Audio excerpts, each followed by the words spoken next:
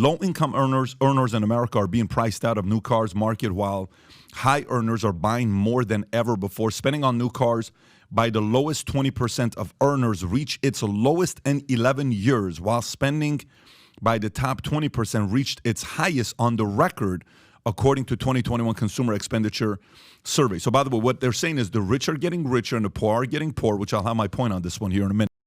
The rich is getting richer and the poor is becoming poor. There is becoming what people don't understand about money is that the middle class is largely what drives success in the country, right? Creating more people that have more resources in order for them to be able to lean into that to then drive up the tax base, build up your communities, because rich people are going to be rich people, okay? Rich people are going to move. They're going to navigate through life. They're going to do the things. But the middle class are the ones that then establish community, and they establish a tax base. They establish the schools.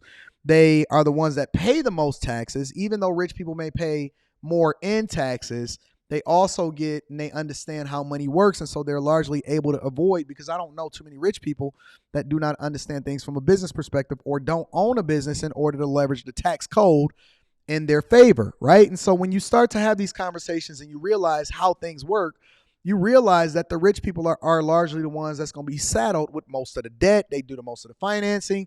They buy 30-year mortgages. They finance cars. They are the ones that are stable in their jobs and that they're willing to stick at a job long enough in order to get to a certain space. There's a lot of factors that go into what establishes a city or a community, and it's largely the middle class. So when you see things going away, in which is just going to be rich and poor people, there could not be a worse opportunity or more of an opportunity for you to get rich right now to not find yourself in the middle of this class war, because the middle class is going away. Facts. The middle class is going away. You go outside every day. And again, I told y'all yesterday, I went to the store with my daughter and we bought 5 items and it cost us like $50 in order to go to the grocery store. And I hadn't been to the grocery store in a very long time because my wife take care of more of that, the majority of that. I couldn't understand how people are living like this. And then when my wife said, they not. That people that make $100,000 a year take home $67,000 to $70,000 a year, and then they got to fund their 401k, right? Because it's 2 of them in a household, and if they both max out, not just one, but if they both max out, right? Because the average household income is roughly $67,000 a year. Let me say that. The average household income is $67,000 a year. And that ain't even given into anybody maxing out their 401k or anything. Because if you max out your 401k, you're really starting to look at $46,000 a year that you have to pay your mortgage, pay your car notes, insurance, taxes, groceries, tuition, clothing, travel, lights, everything, right? And so when you have a division between or the idea that the middle class is going away, it couldn't be worse for society.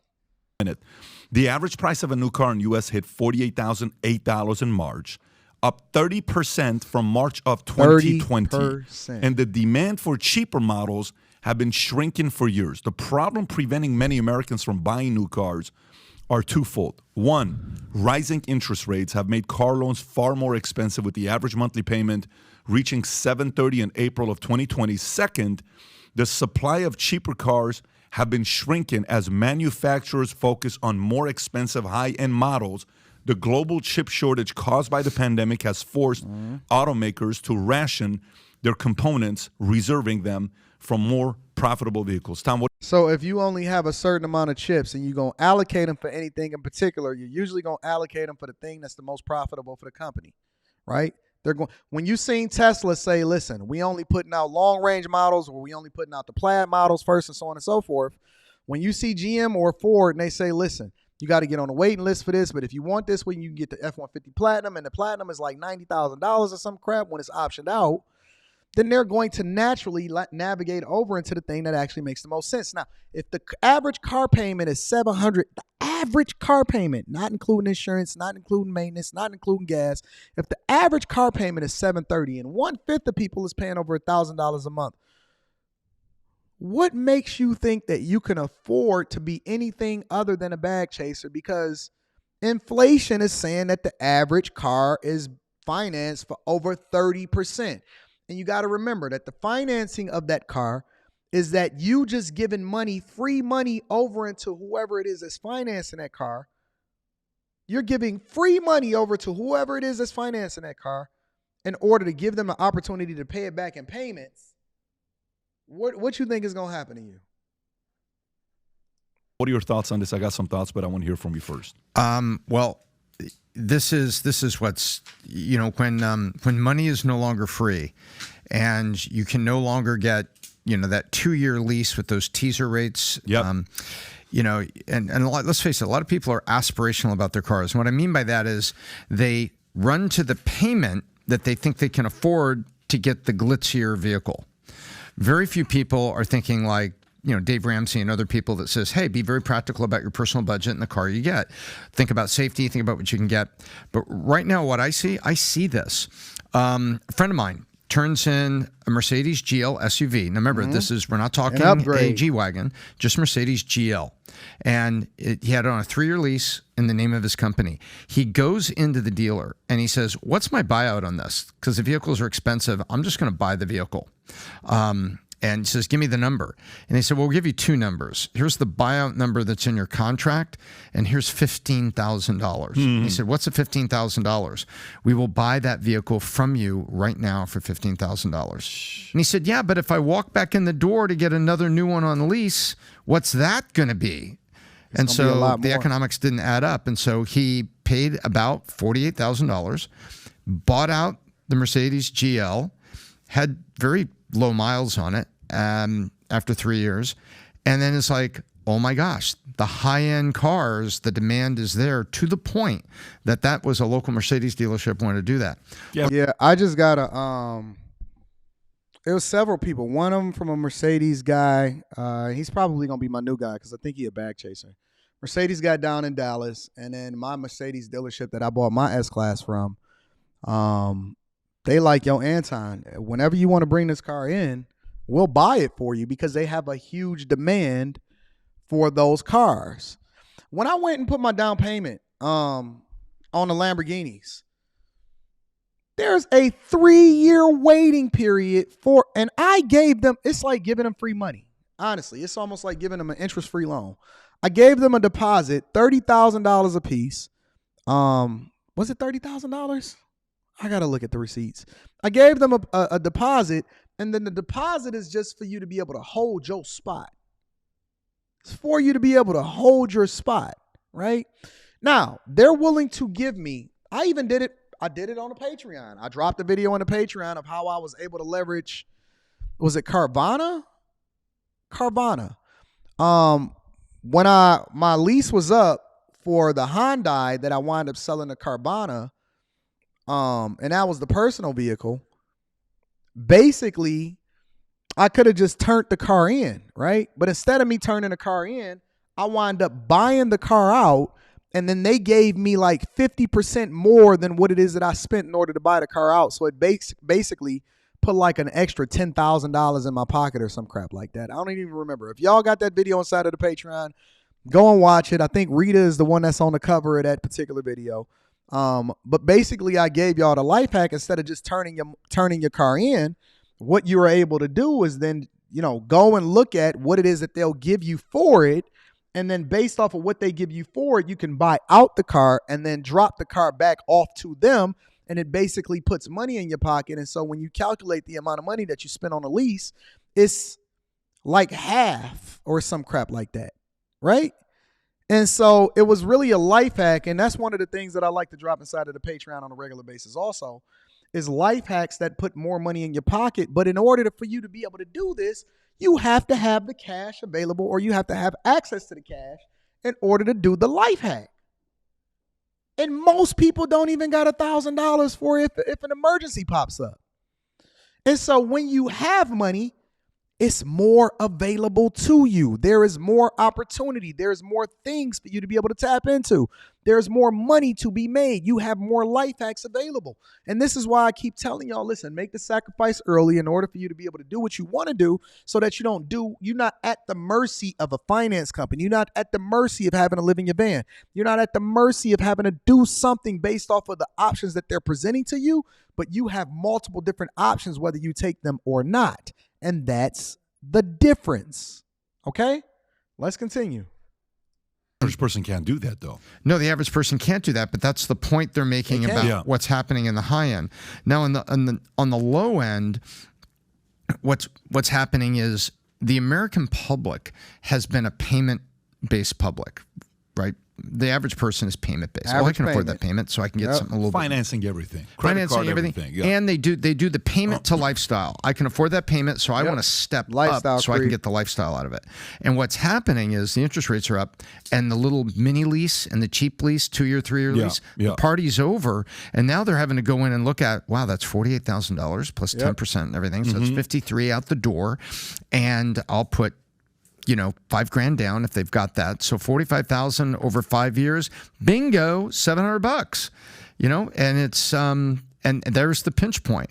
And I think the pinch point is the reality. And the average American doesn't want to go in and get the base model, Toyota Corolla. Nope. That's not what they want. You don't have a choice, though. But here's what I will tell you. To the people who talk about the rich get rich and the poor get poor, and they complain about it, you have to realize every one of these things that you're seeing happen that's destroying middle America. Folks, the concept of what? I literally have been telling y'all this for years now. I've been telling y'all this, and I've been teaching y'all exactly how the middle class is going away.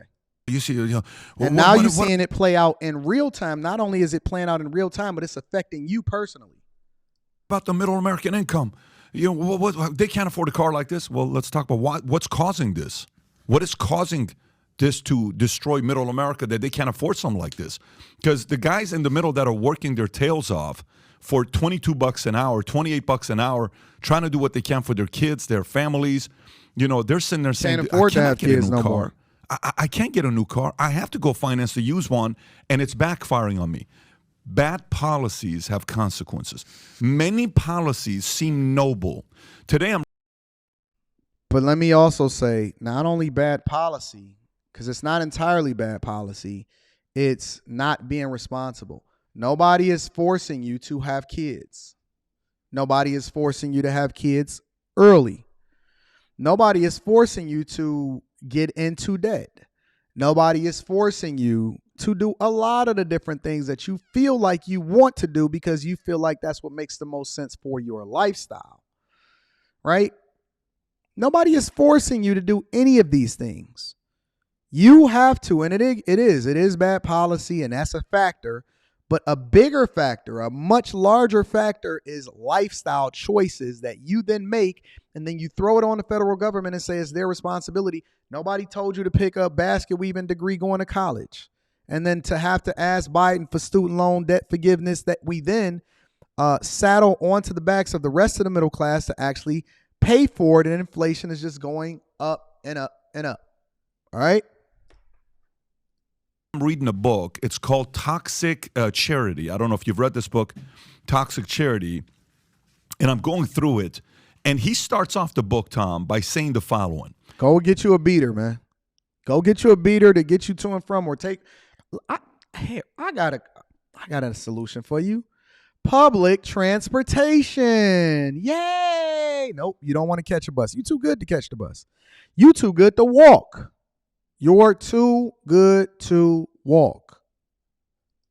He says, I have to read this to you. He says, man, I got to find this to tell you. There it is. Okay. He says over $1 trillion of charity was given to Africa. Do you know what percentage of the money that was given 5%. to Africa was actually used and went to the people? 5%. 15%. Oh. It usually is around 5%. When y'all give to these charities, a lot of times what you wind up doing is you giving in order to keep the operation open. Salaries, furniture, utilities, buildings, all of this other type of stuff. And only 5 to 15% of what it is that you give to a charity. $1 trillion go to the charity, 15% actually go to the people to solving a problem. 85% of the $1 trillion that was given to Africa to help everybody was like, we're going to help Africa. We are the world. We are the children. Everyone's like, this, what a great cause. Let's keep raising money.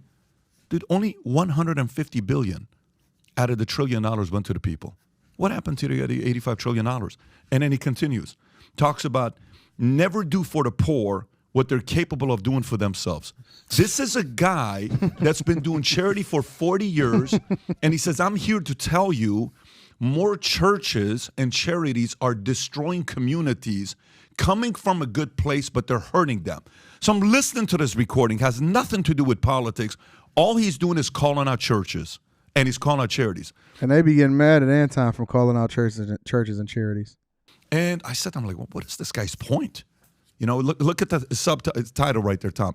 How the church hurts those they help and how to reverse it. This is a guy that's a Christian guy that's been raising money for 40 years, and he's saying this. The more you read the book, the premise is you think you're helping people by giving them money. You're actually not. You're hurting these people. I agree 100%. And that's why I spend more time actually giving people solutions as to how it is that they can be successful and level up instead of having conversations based off of what it is that you feel, because what you feel, you can't then put into your mouth in order to feed yourself or anybody else around you. What you learn in order to be successful in the facts will then implore you to do the thing that's in your own best interest. I can give you a fish today, or I can teach you how to fish and feed you for a lifetime. It's up to you.